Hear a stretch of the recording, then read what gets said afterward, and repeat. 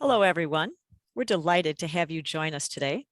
I'm Gail Brechting, the president of ACB, and it's my pleasure to welcome you to this installment of the ACB Connects. These sessions are sponsored by the Association of Concert Bands. It's an international nonprofit organization whose mission is to foster excellence in concert band music through performance, education, and advocacy. We have just a few housekeeping items before we begin today's discussion.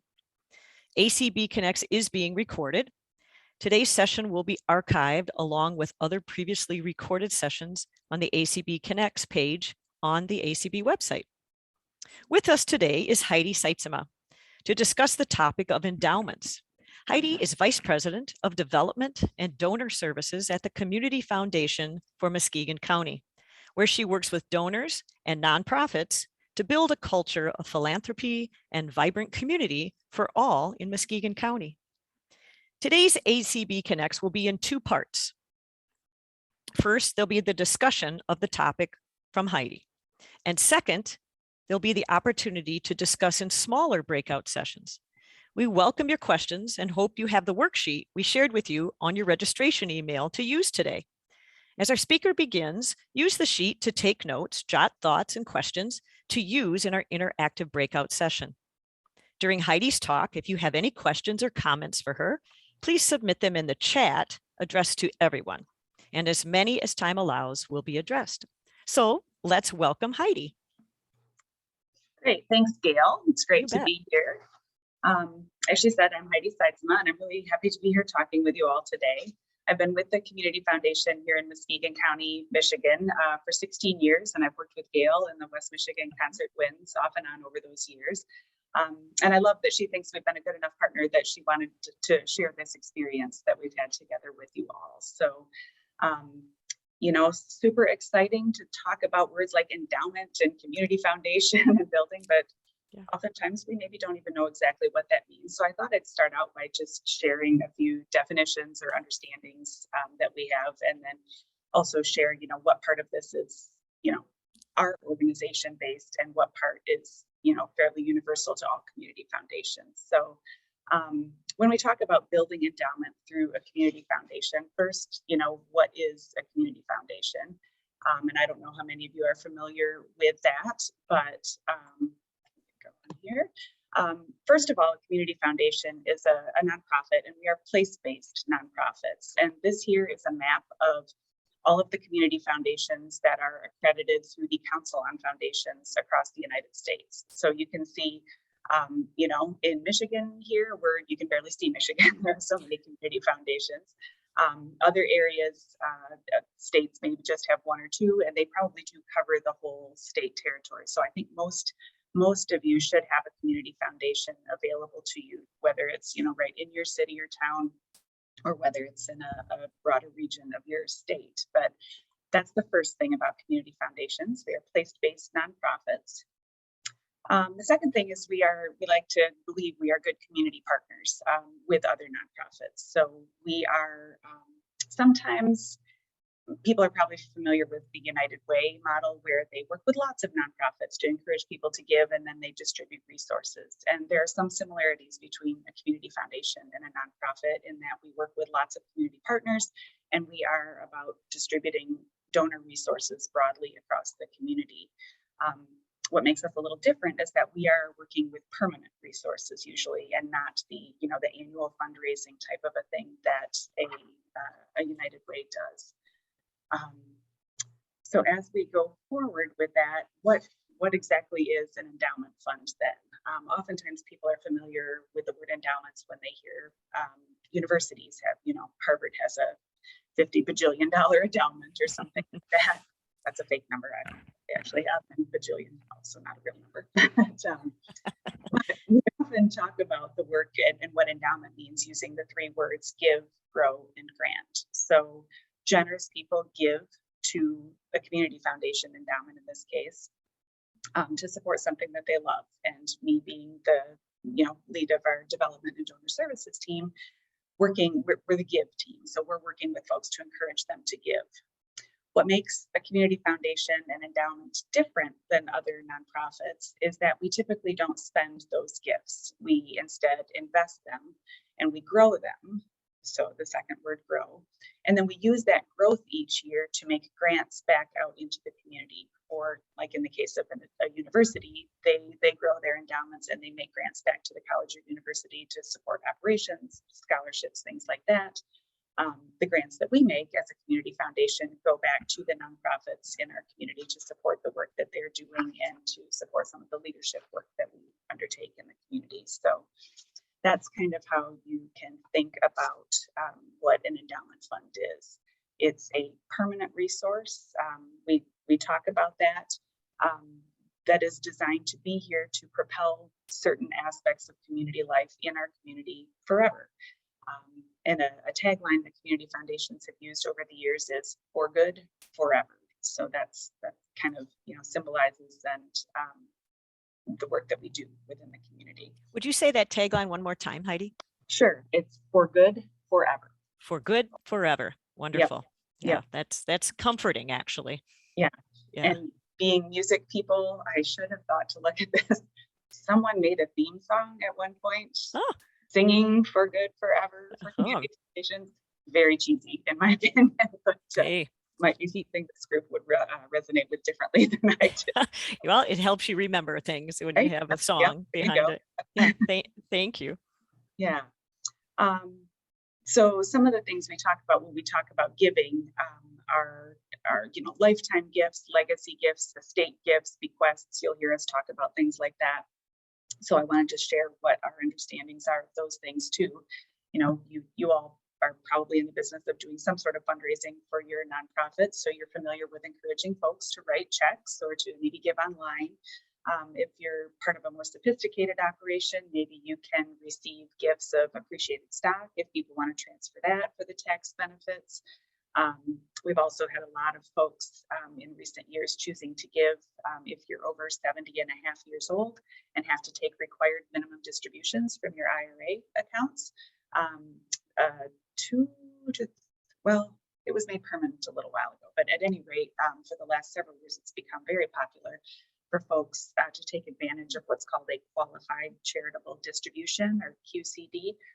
Meaning that if you're of age, you can actually, and if you don't need your IRA money, all of it for your living expenses, you can actually direct the IRA custodian to send some of that money directly to a charitable organization, a qualified 501c3 charitable organization, and then you don't have to pay tax on it. So that's become a pretty good deal for a lot of folks because with the tax changes a few years ago, not everyone itemizes their deductions and gets a benefit from their charitable contributions, but stock transfers and these IRA distributions, you can actually get the tax benefit from that, whether you itemize or not. So those are the kinds of things we talk about when we talk about lifetime gifts, people giving of their resources during their lifetimes.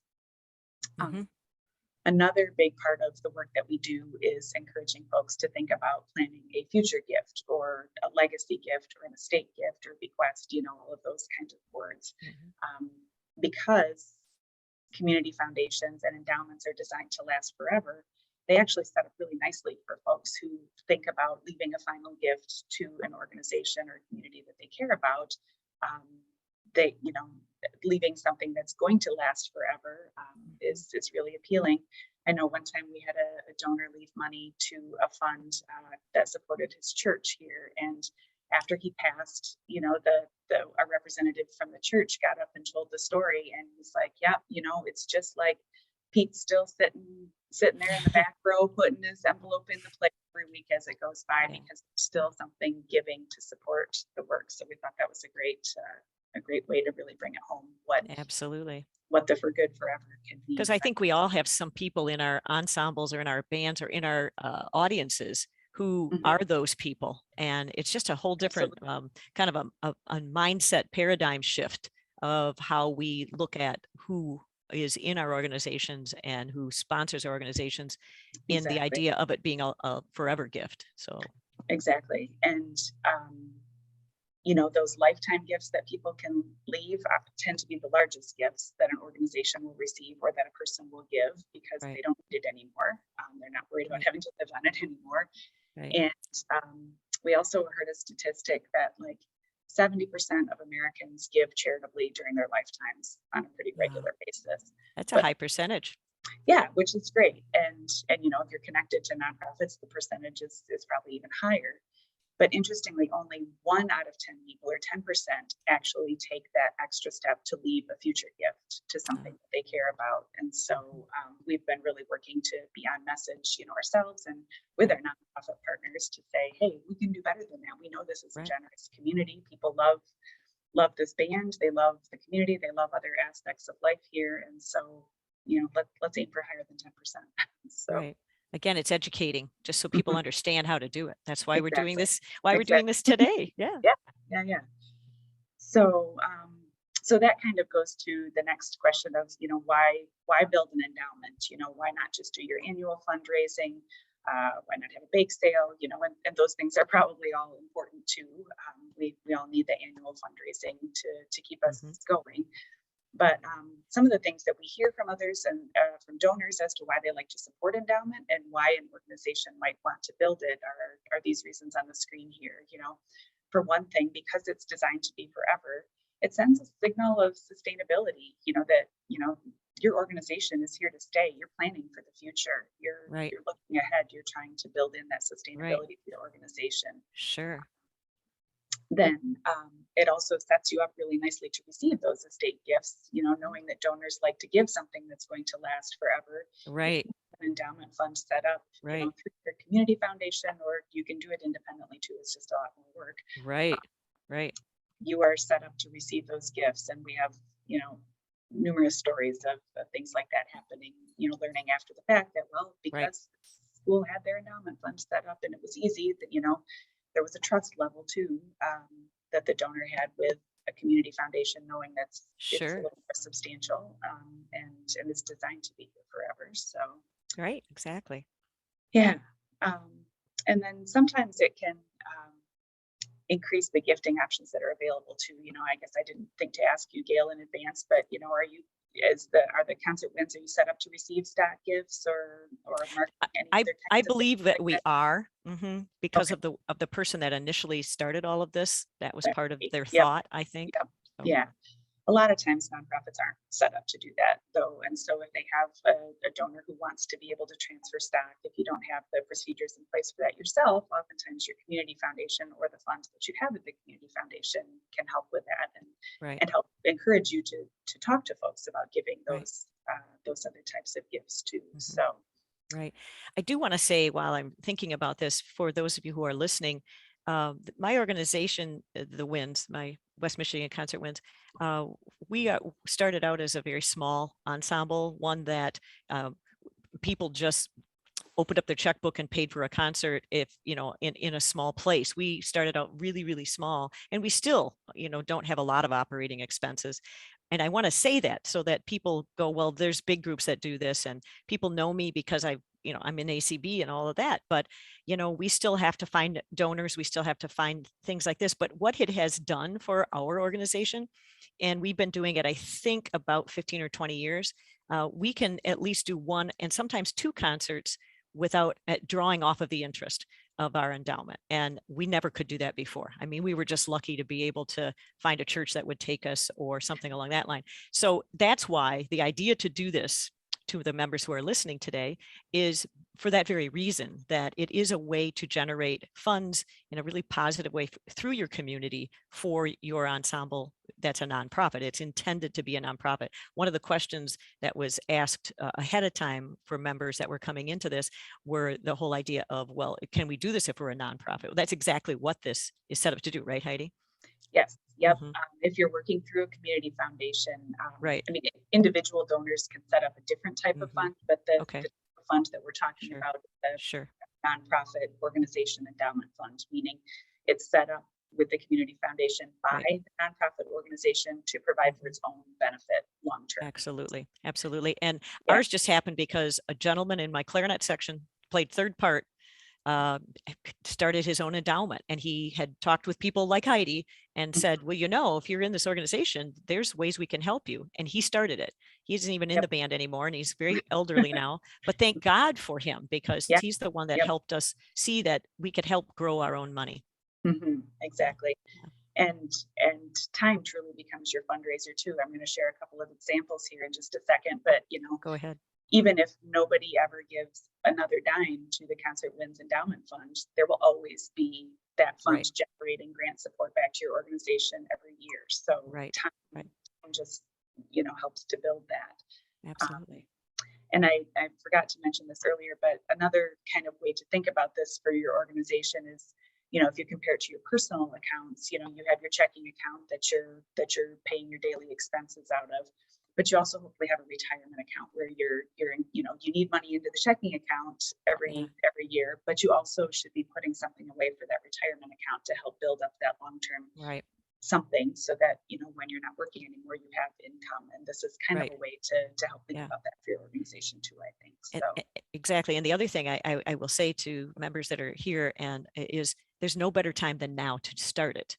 It's like if you have children and you want them to start to save when they don't make much money, they really need to put a couple dollars away. And that's kind of why I'm saying what I'm saying right now is, you know, you might say, well, when we get this amount of money, we'll start it. Well, that'll never happen probably. So help yourself by starting it when you can, you know, as soon as possible, and finding perhaps a person in your organization like you know, the one that I had, who just had the interest and went and talked to someone at the foundation and found out how to do it.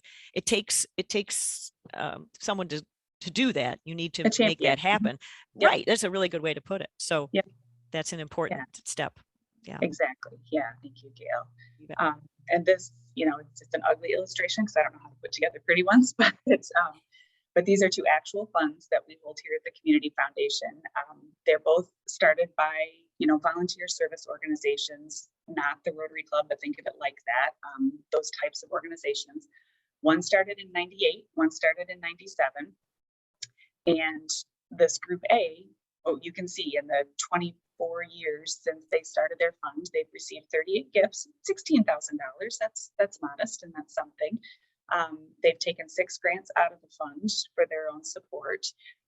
They've had investment growth over those years. So those, you know, if you put 16 in and you take out 8, you should have 8 left. Well, they actually have 22,000 today because time has been their fundraiser.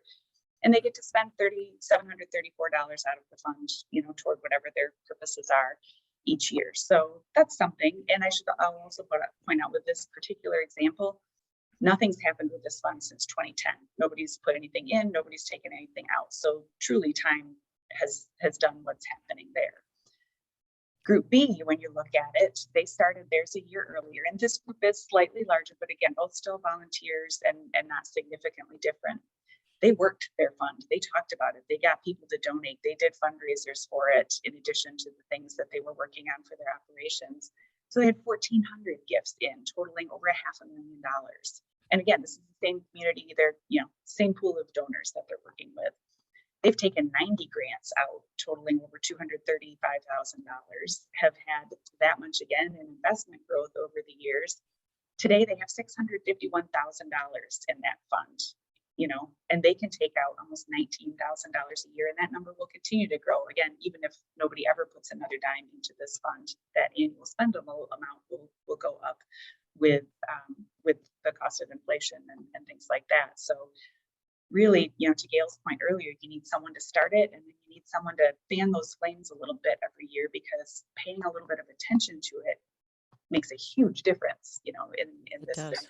So just as encouragement for you to think about doing that. And then Gail, is it okay if I share kind of the— Oh, yes, please. Yes, please. In fact, I also wanted to say the other thing that I thought was very interesting, just so you know, those of you sitting out there, is that the foundation, at least the one I'm working with, that Heidi's involved with, they have all kinds of other things that they contact us and say, this might be something that you might want to look into or be involved with, or, you know, you might want to apply for.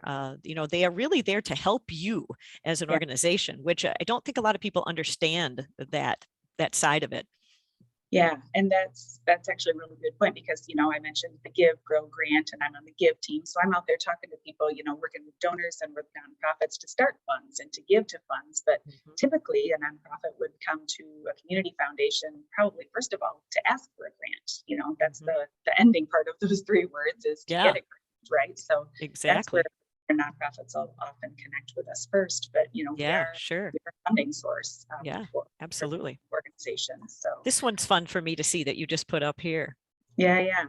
So the concert wins, as Gail mentioned, the fund was started in 2006, so 16 years ago, almost to the day. We're getting close. So happy anniversary. Yeah. 315 gifts in over those 16 years, totaling nearly $64,000. They've taken 9 grants out so far over the 16 years. It's optional; you don't have to take one every year. So those grants, they've received nearly 17,000 already. Over those years, they've had $60,000 of investment growth or, pre-money that's going to support the organization. So the balance is over 100,000 today. And they have $3,300 available to spend for 2022, on whatever it is that they want. But Gail said, hey, it pays for a couple of concerts maybe. And And so, scholarships and yep, Mhm. whatever you choose to do with it. So, and I put the number string at the bottom here. I looked at the gift history, of those 315 gifts. First of all, that's a pretty nice number of gifts, but some of those gifts are $10. Some of them are $100, $250, $500. I mean, they run the whole gamut, and they tend to be in the 500 or under range. But there have been a nice handful of donors who have given, $1,000, $2,000, $3,000 in that range. And I won't use names, but I looked at them and I recognized a couple of them. And a couple of the gifts recently were from the adult children of someone who had been a part of the band, I believe. Oh, And he passed away, and I think they used some of their inheritance to make a gift in their dad's memory. So I know it, yeah, and I know them a little bit. It was sure. a very meaningful thing for them to be able to do, to give back of his Absolutely. to something he cared about. And another one, uh, it's been a couple of years, but one of your members' mothers, who I also happen to know, Ah, used that IRA gift thing. Once she figured out she could do that, she'd send 1,000, 2,000, 3,000 to several different nonprofits and to their funds at the community foundation. hmm, And so, she wasn't part of the band, but her grown daughter was, and so she sure. chose to support it that way. So you never know who the people are going to You, be. you don't. I Yeah, remember one time seeing, coming in and talking to people and looking at it, and there were many I didn't know who the people were, and I couldn't relate a yeah, name even to yep, anybody in the band. So sometimes yeah. people go in and look for what it is that we put in as what our philosophy is, and Mhm. from there you get money that you didn't even expect. I had a question in the chat, Heidi. And it says, "What is grants out?" Is that something That we? Yeah, so when people give into a fund, you write your check, a charitable donation goes into the fund. When we take that growth and pay it back out to the West Michigan Concert Wind, that's what, I just say it's called a grant. And so it's a grant out of the fund to the nonprofit organization I that it thank you, supports. And thank so you. if you folks are familiar with, oh, we should apply for a grant somewhere, that's what I'm talking about. And that's the terminology that we use when money goes out of a fund here at the Community Foundation. So. Yeah.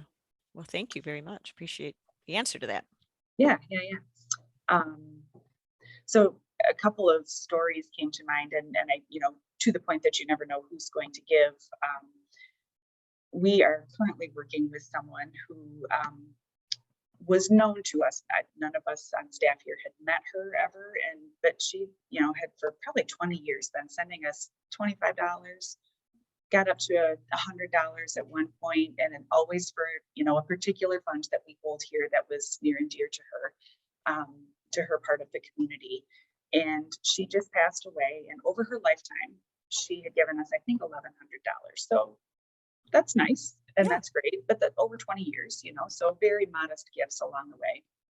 Just left us $1.8 million to be added to that fund she cares about. Oh my goodness. Like Isn't it that makes me goosebumps to amazing? say it, and it is amazing, and it's also really common. Like that kind of stuff happens more often than you'd think, and the research actually supports it, that the people who have been giving modest, steady gifts to your organization are the ones who are most likely to leave you something in their will, may not tell you about it because that's not something they're looking for glory for, but we have all kinds of stories like that. And so it's just a matter of time till that story happens for the concert wins. But, to what you said earlier too, Gail, like you have to let people know that you have it. Right. We talk about that, like communicate, educate, and celebrate are the things that an organization needs to do. First, communicate it, let people know that you have it. Second, educate them and tell them how they can give. There's lots of ways they can give, and give them all of their options. And then third, celebrate. So when a gift like that comes in, tell the story and celebrate. And if you can't use the person's name for whatever reason, you can still tell the story. The impact is still there. And so absolutely, that's a wonderful story. Wow. Yeah. You never know. So, for sure. Yeah, kind of. If you build it, they will come. It happens, and so it's true. Yeah. So the last sort of piece that I had pulled together here are just some of the resources. And again, these are probably resources unique to the Community Foundation for Muskegon County. What it takes to start a fund like this at the community foundation that would serve your area may be different. To start this type of fund here takes $10,000, or you can actually build up to it over up to 5 years, which is what the Concert Winds did. I think started with an opening gift of $500 and just kept building till they hit that funding minimum, and then kept on going from there. Right. What is the funding minimum? May I ask you that? It's $10,000 for this type of fund. Yeah. Right. And that took us a while to get that. It did, but you just keep at it. Yep. And then, clearly you've blown way past that because you've been paying attention to it over the years. That funding minimum is not universal across community foundations. So that's definitely something to check into, and whether they have to build a fund option, like I just mentioned, may or may not be the case. But some of the resources that we have put together for the nonprofits that we're working with, I think it works for me to click into this. Okay. We actually have a tab on our website, which is muskegonfoundation.org, and again, not necessarily all of this will apply to you, but the general principles of it do. And so we've got a page for nonprofit fund holders here that talks a little bit about how to balance the need for operating funds with how to talk about your endowment fund, how to build it. And again, that's the communicate, educate, celebrate that I mentioned. The asking for legacy gifts and some of those statistics I shared earlier are there. We've also got some sample messaging that we have put together that folks can, shamelessly steal, and that's what it's there for. That's why it's a very collaborative field. We love it. So these are, what we call short messages, where add it to a PS on your fundraising letter. Say, did you know we have an endowment? That's an investment in our future. Anyone can leave a legacy gift. These are all samples that you could grab and customize for your organization. And there's a Word document of those things that you can download. Wonderful. So I didn't even know that was there. We've also got some sample newsletter content. This is not fresh content, but it's there, and so it might spark some ideas for you. And again, copy and paste shamelessly, just swap out my name. But and then finally we have, actually there's a sample flyer here too. It's not pretty, but it's there, and something could get you started with the bare bones anyway. Yeah.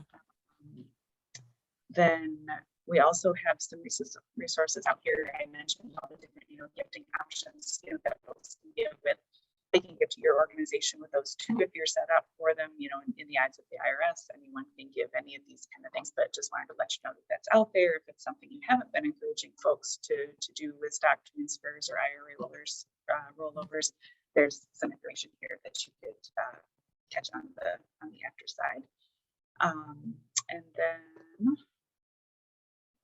the wish lists are something that this exact iteration is definitely unique to us, but I know there are other foundations. We didn't create the idea; other foundations do something similar, so there might be something out there. But twice a year, we survey all the nonprofits that we're connected with and invite them to submit 3 wishes for that they have for the immediate future. for under 500, for 500 to $1,500, Right. and then some for over $1,500. And I'll just click through and show you what one of those looks like. We then compile those wishes and we share them with our donors and say, hey, you know, if you're looking to support something in the community, here's a way. That's wonderful, because that gets that connector there between the fact you got all this information and there are people out in the community that you know would like to know that. Sometimes they don't know what to do with something that they hope to donate to, or if they have a reason, some family member that has passed and they want to help somehow in something they loved, that this is a way for them to find that out. Yep. And I noticed here when I called this up earlier, like, oh, look, the West Michigan Concert Winds actually did get $1,000 grant for a portable conductor's podium for the Heritage Landing Summer Concert Series. So, oh, that's excellent. So, that's yes. But yeah, that's great. So something that's available on our website, anyone can see. And we occasionally have folks outside of the community foundation like, oh, so and so needs that. We'll go ahead and fund that wish for them. So just another way that, you know, we try to be a resource for the nonprofits and a connector link, as you said, between, you know, connecting people who care to causes that matter. And so sure. I have a question that was asked. Do endowments affect our 501c3 status in any way, good or bad? I would say no. I mean, you would need to have a 501c3 status. You need to be that kind of organization to set up this kind of a fund. Now we in order to receive a grant from the fund back to yourself as the organization, you do need to be a 501c3. We can't make grants to other organizations. So there we go. Typically. Yep. In terms of, you know, having one, lots. I mean, we have hundreds of nonprofits that have endowment funds held with the community foundation. There's some accounting that you have to do, but it's it's definitely doable, and you should. So. Wonderful. Talk about some of the champions of organizations that you have worked with, you know, smaller organizations. Are there people that you have any stories or thoughts on, or how to, you know, you might be the president of an organization or the conductor or the band director of it or something like that. You know, what are some of the champions that you might want to share? Yeah, you know, we use that word champion intentionally. Sometimes it's the leader of the organization, but more often than not, it's somebody else connected to it. You know, maybe they did a stint on the board and they care very much about it, or they happen to know. Often, I mean, community foundations, this is one piece of the work that we do. So oftentimes people have a connection to us from some other reason, and then they learn that there's this thing that a nonprofit could have within the community foundation. And then they become that champion to make the connection, you know, like you said. And I think one of the examples was humbling for me. This couple from the northern part of our community came in, and they were very engaged with lots of different nonprofits, but they're like, we're going to raise $100,000 for the endowment fund to support this little volunteer run organization that we've created. And I'm like, that's so cute. You think you're going to send out me like $100,000? Horrible, but not likely. And boy, was I wrong. I mean, that doesn't work for most people, but I didn't know these people well at the time, and they were incredibly well connected and well respected. And they weren't the most wealthy people out there necessarily, but they are true citizens of this community, and they blew well past that $100,000 within a year or two to build the endowment for the organization that they were also building at the Right. And it was amazing, and well, continue to do that. So one of the things that bands really, most community bands are, I know that many of them, their goals are to be a service to their community. That's part of almost every community band that I've been aware of and spoken with. That's in their heart. I mean, that's really important, which really has a lot to do with what this is to continue that service in a legacy forever, if possible. And as you get a little bit older and you really feel strongly about your organization, you want to figure out a way to help that service continue. And ours happens to be music. You know, there's so many Exactly. things that are really important for community bands to do in their communities. It's like the military band. What do our big military groups Yeah. have music? I mean, there's a reason for that. And Yeah. that's the same with community ensembles. So to continue this and getting out there and talking about it as a service, sometimes it's just a different angle for organizations. I like that. Yeah. And it makes me think of a gentleman I used to know, and he wasn't a donor here in particular. I knew him, through other avenues of community life, but he moved as an 80-year-old, I think, into the downtown neighborhood here. And our community foundation is unique in that we own a huge theater, performing arts center, the Frauenthal Theater. And he moved downtown so that he could be able to walk once he wasn't really able to drive anymore. He was able to walk and loved to participate in the music things. There was a different group, I think it was, that did free concert series, throughout the course of the year. Sure. And he loved to be able to come and participate in that, and Sure. would add his little bit to that. Right. Absolutely. That's what it's about. Very good. Well, is there more, Heidi, or shall we start to talk about the breakout sessions here? That is pretty much it. Okay. In terms of what I had. So yeah. Okay, very good. So I'm going to see if there's any more questions here.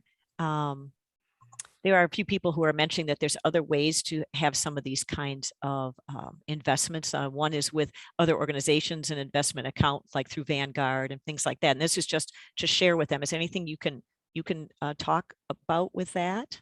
Yeah. So we like to tell folks, I mean, we are an investment option for long term, but we are actually more than that too. We're not just an account that you set up like equivalent to invest in at a Vanguard or Fidelity. I mean, those are great too. But we are here to build a vibrant community with great opportunities for all by working with our nonprofits and with the people, to have that culture of giving and to connect folks. Right. We are also about building permanent resources to sustain our community. Vanguard doesn't care about that. Fidelity doesn't. If you want to drain your account and spend it all out, sure. They're also not going to be encouraging folks to give to your fund or encouraging folks within your community to leave legacy gifts. That's, so they've got their specialty area. They've got more investment options. We're actually, all of our investments are held in Vanguard. They provide a very important service and role in that, but we are not strictly just an investment account. And so, and that would be, I think, true of any community foundation across the country. We're all here because of community. That's what's in our name, and we're here to build those permanent resources to sustain our communities. And any group can choose to work with us, and we hope lots do. But it's not just an investment relationship. Okay, very good point. Thank you. Okay, well, it's all really interesting, and I'm sure our participants want to meet with you in smaller groups and have a chance to ask you questions. And I encourage all the members that are here today to ask questions. This is something we've never done with ACB Connects before. We've done the chat questions, and the moderator has asked the guest. But in this case, you're going to get a chance to do this yourselves. So we're going to go into 3 breakout rooms, and each will have a moderator and a scribe, just so everybody knows. Heidi will come in and visit each group for around 10 minutes, and you get a chance to ask her things. At the end of the breakout time, we will come back to this main session, it's called. You don't have to do anything, people. All you have to do, it'll automatically put you into a breakout room, and you'll automatically get sent back. So don't worry about doing that, okay? And so just stay on the Zoom session now, and we're going to move everyone into a breakout room. See you in a little bit.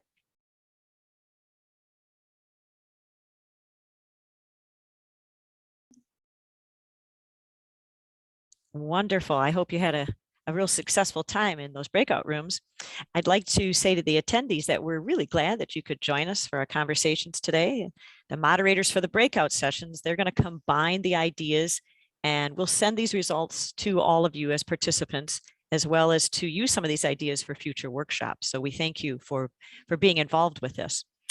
We'd like to thank our special guest, Heidi Sytsema, for sharing with us today to ignite that spark in us, to help us know that we can have a partner to learn to give and grow and grant for our bands. Plans are underway for the ACB convention. to be held in Santa Fe, New Mexico, this coming May 3rd through the 8th, 2022. Registration for the convention is open now, so you can find more information about the event on the ACB website, but it is going to be spectacular. For the links mentioned today and to access all previously recorded sessions of ACB Connects, please visit our ACB website homepage. It's acbands.org. You'll also find information about upcoming ACB members to become an ACB member, details on future sessions of ACB Connects, and a wealth of other resources. We'd also love to have you connect with us on the social media. We have Facebook, Instagram, Twitter, and a new thing, the podcast. It's called It's a Band Thing, where you will see information and timely posts from all. We'd also love to have you connect with us by doing these things because it allows us to see and help and educate. Thanks for being with us today for the special opportunity to inform and educate you with new connections. We look forward to having you join us again at another ACB Connects. Until then, be healthy and happy music making. Bye-bye.